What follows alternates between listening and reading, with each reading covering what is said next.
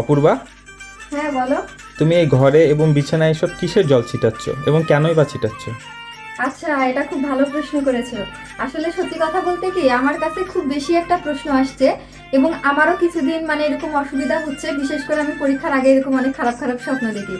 তো যদি কেউ কখনো খারাপ স্বপ্ন দেখে, প্লাস দেখতেছে কেউ মেরে ফেলতেছে, তারপরে মরা ব্যক্তির বেশি স্বপ্ন বা অনেক খারাপ মানে সবচেয়ে দুঃস্বপ্ন যেটাকে বলে, ওইগুলো যদি মানুষ দেখে থাকে, তাহলে এরকম একটা ভরা পাত্রে জল নিয়ে এই অনামিকা আঙ্গুলি জলের ভিতরে শুয়ে বলবে ওম নমো ভগবতে নরসিংহায় নমঃ।